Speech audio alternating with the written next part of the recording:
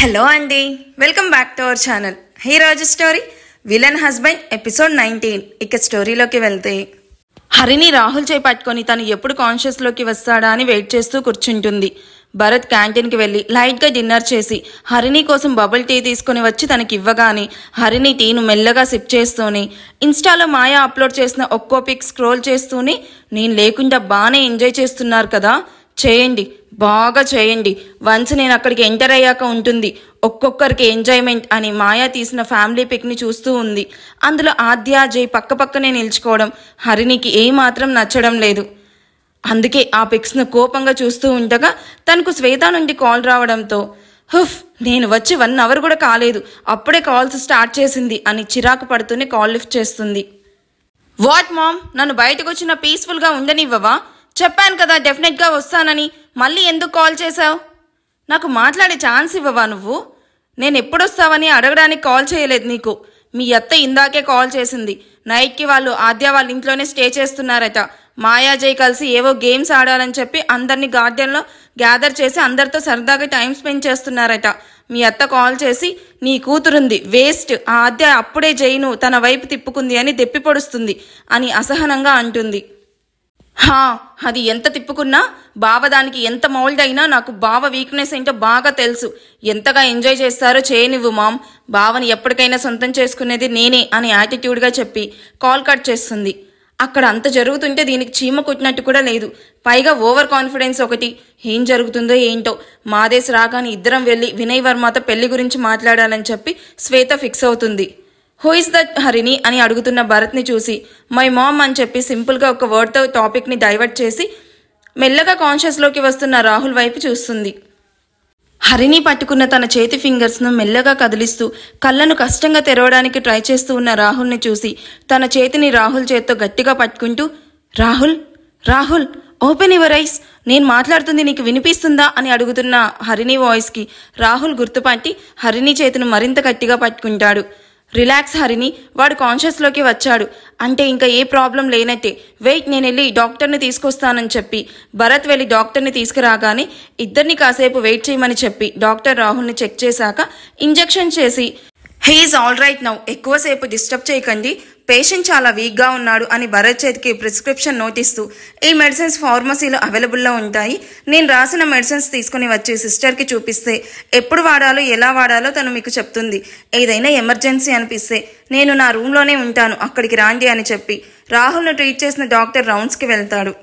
హరిని, నువ్వు ఇక్కడే ఉండు, నేను మెడిసిన్స్ తీసుకుని వస్తాను అని భరత్ ఫార్మసీ వైపు వెళ్ళాక కళ్ళు తెరిచి చూస్తున్న రాహుల్ వైపు చూస్తూ అసలు ఏం జరిగింది రాహుల్, ఎవరు నిన్ను ఇలా కొట్టారు, వాళ్ళు కొట్టే వరకు నువ్వు చూస్తూ ఉన్నావా అని అసహనంగా అడుగుతుంది.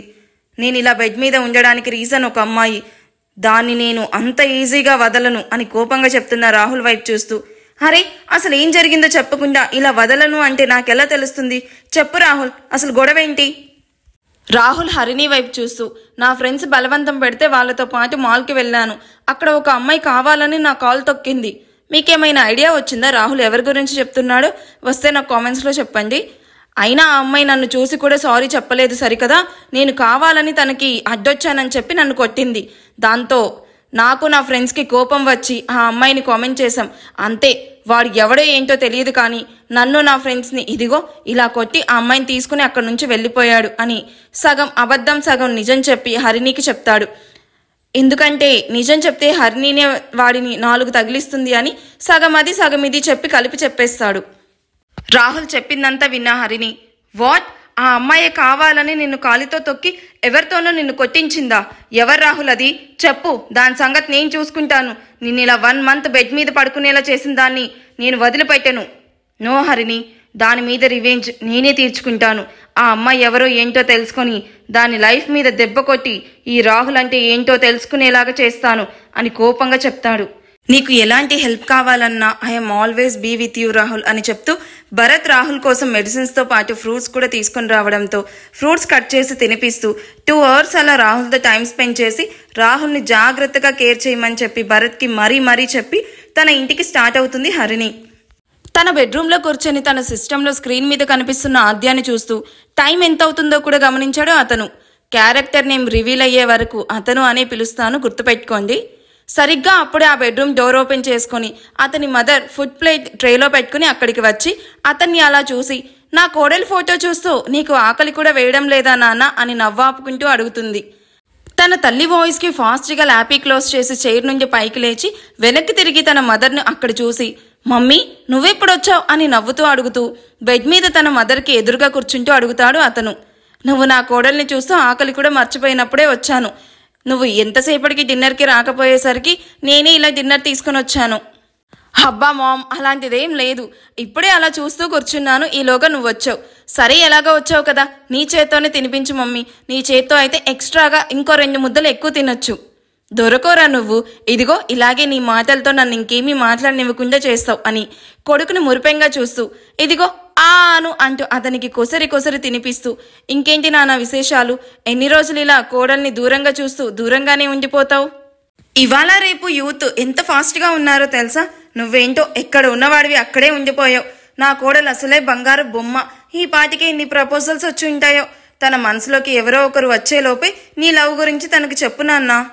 అదేంటో మమ్మీ, తనని చూస్తే చాలు నాకు తెలియకుండానే నేను మూగవాడిని అయిపోతున్నాను. ఇంకా ఇలా టైం వేస్ట్ చేయడం నాకు కూడా నచ్చడం లేదు. అందుకే త్వరలోనే నేను ఆద్య ముందుకు వెళ్ళి నా ప్రేమ గురించి చెప్తాను. ఆల్ ది బెస్ట్ నాన్న. ఆద్య ఖచ్చితంగా నీ లవ్ని యాక్సెప్ట్ చేస్తుంది అని చిరునవ్వుతో చెప్పి వాటర్ తాగించాక ఎక్కువసేపు అలాగే ఫొటోస్ చూస్తూ కూర్చోకుండా త్వరగా పడుకో అని చెప్పి తన మదర్ వెళ్ళిపోయాక అతను ల్యాప్టాప్ ఓపెన్ చేసి ఆద్య ఫొటోస్ ఒక్కొక్కటి స్క్రోల్ చేస్తూ ఎప్పట్లానే ఎర్లీ మార్నింగ్ నిద్రపోతాడు. రుద్రాంశ్ తన సిస్టమ్ ముందు కూర్చొని సీరియస్గా వర్క్ చేస్తూ ఉంటాడు. అప్పుడే అక్కడికి తన friend come PA Anand excuse me sir అంటూ క్యాబిన్ డోర్ ఓపెన్ చేసి అడగడంతో ఆనంద్ వాయిస్ గుర్తుపట్టి కళ్ళు మాత్రమే పైకెత్తి ఆనంద్ వైపు షార్ప్గా చూస్తాడు. హీ అని క్లోజప్ యాడ్తో మోడల్ లాగా నవ్వుతూ రుద్రాంశ్ ఎదురుగా కూర్చుంటూ, ఐ నో నీకు సార్ అంటే నచ్చదు, బట్ చెప్పాను కదా రుద్రాంశ్ సార్, ఆఫీస్లో ఉన్నంత వరకు నిన్ను సార్ అనే పిలుస్తానని. ఈ యొక్క విషయంలో నన్ను ఎక్స్క్యూజ్ చేయాలి సార్. చెప్పినా వినవు కదా, సర్లే అలాగే ఏడు. ఇంతకీ ఆఫీస్ హౌస్లో ఎందుకు ఇలా వచ్చావు? నేను కూడా వర్క్ మీదే వచ్చాను, కానీ ఇదిగో ఇక్కడ ఈ ఫైల్ మీద సైన్ చెయ్యి, దీన్ని అర్జెంట్గా ఫ్యాక్స్ పంపించాలి అని రుద్రాంశ్ సైన్ చేశాక అక్కడి నుండి వెళ్ళిపోతాడు. 1 మినిట్ మిస్టర్ ఆనంద్. రుద్రాంశ్ వాయిస్కి వెనక్కి తిరిగి ఎస్ సార్ అంటూ టేబుల్ దగ్గరికి వచ్చి నిల్చుకొని తన వైపు చూస్తాడు. హైదరాబాద్లో మనం బ్రాంచ్ ఓపెన్ చేయాలి అనుకున్నాం కదా, వర్క్స్ ఎక్కడి వరకు వచ్చాయి? అండ్ నేను ఒక కంపెనీతో ఒక ప్రాజెక్ట్ కోసం కొలాబరేట్ అవ్వాలి అనుకున్నాను కదా, అదేమైంది? దాని గురించి ఒక అప్డేట్ కూడా నాకు ఇంకా ఇవ్వలేదు. బ్రాంచ్ వర్క్స్ ఇంకో 1 మంత్లో కంప్లీట్గా ఫినిష్ అవుతాయి సార్. అండ్ ఆ కంపెనీతో కొలాబరేషన్ గురించి ఆల్మోస్ట్ డన్. ఇంకో 3 డేస్లో మీకు కన్ఫర్మేషన్ ఇస్తాను. 3 డేస్ కాదు, వితిన్ 1 డేలో నాకు రిజల్ట్ తెలియాలి. నాకు అది ఒక్కటి, చాలా వర్క్స్ ఉన్నాయి. యు గాట్ మై పాయింట్ అని సీరియస్గా చెప్తాడు. రుద్రాంశ్ వాయిస్ చిన్నగా ఉన్నా అందులో ఏమాత్రం తగ్గని బేస్కి ఏసీలో కూడా ఆనంద్కి చెమటలు పట్టడంతో ఎస్ సార్ అని చెప్పి తన క్యాబిన్కి వెళ్ళిపోతాడు. ఐఆమ్ కమింగ్ హైదరాబాద్ అని ఈవిల్ స్మైల్ ఇస్తూ తిరిగి వర్క్ స్టార్ట్ చేస్తూ ఉన్న రుద్రాంశ్కి క్యాబిన్ డోర్ ఓపెన్ అవ్వగానే అటుగా చూసిన అతనికి చిరునవ్వుతో హాయ్ రుద్ర్ అనుకుంటూ వస్తూ కనిపిస్తుంటుంది 22 సంవత్సరాల శ్రేయ. నువ్వేంటి ఆఫీస్ టైంలో ఇలా వచ్చావు అని మొహాన్ని సీరియస్గా పెట్టుకుంటూ అడుగుతారు రుద్రాంశ్. అబ్బా, ఎప్పుడు ఇంతే ఫేస్ హుమ్మని పెట్టుకొని ఉంటావు. కొంచెం నవ్వితే నీ ఆస్తి ఏమైనా అరిగిపోతుందా రుద్ర్? యునో నువ్వు నవ్వితే ఎంత బాగుంటావో తెలుసా, అచ్చం హాలీవుడ్ హీరోలా ఉంటావు. ప్లీజ్ రుద్ర్, ఒక్కసారి నా కోసం స్మైల్ చేయి ప్లీజ్ ప్లీజ్. నీ టైం వేస్ట్ చేసుకోవడమే కాకుండా నా టైం కూడా వేస్ట్ చేస్తున్నావు శ్రేయ. Just get out. సరే కూల్, కోపడుకు, నేను వెళ్ళిపోతాలే. కానీ ఇవాళ ఈవినింగ్ డిన్నర్కి ప్లాన్ చేశాను. నువ్వు ఏ ప్రోగ్రామ్స్ పెట్టుకోకు రుద్ర్, ఇది చెప్పడానికే వచ్చాను. 1 మంత్ నుంచి అడుగుతున్నా, ప్లీజ్ నో అని చెప్పకు please. Okay, I will be there at night 9 o'clock. Are you happy now? ఇక నువ్వు వెళ్తే నా వర్క్ నేను చేసుకుంటాను. Wow, you said okay, that's enough for me. నీకు అడ్రస్ షేర్ చేస్తాను, don't forget our dinner. Bye Rudra అని శ్రేయ అక్కడి నుండి వెళ్ళిపోవడం చూసి పాగల్ అని చిన్నగా నవ్వి తన వర్క్లో బిజీ అవుతాడు రుద్రాంశ్. జై ఫ్లాట్కి వెళ్ళడానికి 2 గంటల నుంచి కష్టపడి రెడీ అవుతున్న టీనాకి జై దగ్గర నుండి కాల్ రావడంతో నవ్వుతూ కాల్ లిఫ్ట్ చేసి హాయ్ డియర్, ఏంటి ఆగలేకపోతున్నావా? అప్పుడే కాల్ చేసావు. ఇంకో 1/2 అవర్లో నీ వడిలో ఉంటా జై. ఇవాళ మొత్తం నేను నీ సొంతం అని మెలికలు తిరుగుతూ యునో నీకు నచ్చేలా రెడీ అవుతున్నా. నన్ను చూస్తే నువ్వు కంట్రోల్లో ఉండడం కొంచెం కష్టమే అని కవ్వింపుగా చెప్తుంది. ఇవాళ నాకు కుదరదు Tina, will meet on some other time. What? ఎప్పుడెప్పుడు జై ఫ్లాట్కి వెళ్ళి తన వడిలో వాలిపోవాలా అని చూస్తున్న టీనాకి జై చెప్పింది విన్నాక పిచ్చ షాక్ తగులుతుంది. ఏం మాట్లాడుతున్నావు జై? ఇవాళ నువ్వే కదా ఫ్రీగా ఉంటాను, నైట్ మీట్ అవుదాం అన్నావు. సడన్గా కుదరదు అని ఎందుకు అంటున్నావు? యా, మీట్ అవ్వాలనే అనుకున్నాను. ఆల్ ఆఫ్ ది సడన్ వేరే వర్క్ వల్ల స్ట్రక్ అయ్యాను. So I can't come. అంత ఇంపార్టెంట్ వర్క్ ఏంటి జై? ప్లీజ్ జై రావచ్చు కదా, నేను చాలా వెయిట్ చేస్తున్నా అంటూ హస్కీ వాయిస్తో మాట్లాడుతూ జైను టెంప్ట్ చేయడానికి ట్రై చేస్తుంది. ప్రతిదీ నీతో డిస్కస్ చేయడానికి you are not my girlfriend, okay? You are my entertainment and నన్ను కంట్రోల్ చేయడానికి ట్రై చేయకు అని సీరియస్గా చెప్పి కాల్ కట్ చేస్తాడు. ఛా, ఏంటి ఇలా జరిగింది? ఏదో జరుగుతుంది అనుకుంటే ఇంకేదో జరిగింది. అంటే ఇప్పటి వరకు నేను చేసుకున్న మేకప్ మొత్తం వేస్ట్ అయిపోయినట్టేనా అని ఏడుపు మొహం పెట్టుకొని మిర్రర్లో చూసుకుంటుంది. మెయిడ్స్తో ఆద్య, మాన్య, మాయ గార్డెన్లో అందరూ కూర్చోడానికి సెట్ చేయించాక, తినడానికి స్నాక్స్, కూల్ డ్రింక్స్ ఇలా అన్నీ సెట్ చేశాక మెలోడీ సాంగ్స్ ప్లే చేస్తూ అక్కడే అందరినీ గ్యాదర్ చేస్తారు. ఒక్కో ప్లేస్లో ఇద్దరిద్దరు కూర్చోడానికి సెట్ చేయిస్తుంది మాయ. ముందుగా మహదీర్, శైలు, తర్వాత వినయ్ వర్మ, రేణుక. వీళ్ళకి ఎదురుగా ఒకరిని ఒకరు తిట్టుకుంటూ ఆద్య, జై, వాళ్ళకు పక్కనే మాన్య, అమర్ అందరూ కూర్చున్న తర్వాత ఎవరూ చీటింగ్ చేయకుండా నేను అందరినీ అబ్జర్వ్ చేస్తూ మీతో గేమ్ ఆడిస్తాను అండ్ ఇక్కడ మనమే యాంకరింగ్ అని మాయ చెప్పగానే అందరూ కూడా ఓకే అని చెప్పి గేమ్ స్టార్ట్ చేస్తారు. నా చేతిలో ఉన్న బౌల్లో అందరి నేమ్స్ ఉన్నాయి. సో నేను ఎవరి పేరైతే తీస్తానో వాళ్ళు ఇందులో ఉన్నది నో అనుకుంటా చెయ్యాలి, ఓకే? లాస్ట్లో తాతయ్య విన్నర్ని అనౌన్స్ చేస్తారు. లెట్స్ స్టార్ట్ అంటూ మెలోడీ మ్యూజిక్ని ప్లే అవుతూ అక్కడ మ్యూజిక్ ప్లే అవుతూ ఉంటే అందరూ కూడా ఆ పాటని హమ్ చేస్తూ మాయ ఎవరి పేరు తీస్తుందా అని చూస్తూ ఉంటారు. మాయ బౌల్లో ఉన్న పేపర్స్ మొత్తం అటు ఇటు కలుపుతూ లాస్ట్కి ఒక స్లిప్ పిక్ చేస్తుంది. అందులో ఎవరి పేరుందో అని అందరూ పేరు ఎవరిది వచ్చింది అని ఎగ్జైటింగ్గా చూస్తూ ఉంటారు. ఎవరి పేరు వచ్చిందో చెప్పేస్తున్నాను. ఆ పేరు ఎవరిదంటే అది డాడీ అనగానే అందరూ హే అని నవ్వుతూ క్లాప్స్ కొడుతూ వినయ్ వర్మ వైపు చూస్తారు. వినయ్ కూడా నవ్వుతూ మాయ ఏం యాక్టివిటీ ఇస్తుందా అని చూస్తూ ఉంటాడు. డాడ్, ఇక్కడ మీకు క్వశ్చన్, అది అడిగాక మీరు జెన్యూన్గా ఆన్సర్ ఇవ్వాలి అండ్ మీరు ఎవరి ఫీలింగ్స్ పట్టించుకోకండి అని రేణుకాని దృష్టిలో పెట్టుకొని చెప్తుంది. అలాగే బంగారం, నువ్వు ముందు క్వశ్చన్ ఏంటో అడుగు. ఇక్కడ నాకు ఏం రాసుందో అని చెప్పి చాలా టెన్షన్గా ఉంది. మాయ చిన్నగా నవ్వి అందరి వైపు చూసి, డాడ్, మీ లైఫ్లో ఈ పర్సన్ నాకు చాలా స్పెషల్ అని ఎవరైనా ఉన్నారా? ఉంటే వాళ్ళు ఎవరు? ఇది చాలా జెన్యూన్గా చెప్పాలి. వినయ్ అందరి వైపు చూసి, దీనికి ఆన్సర్ నేను నిద్రలో అడిగినా చెప్తాను మాయా.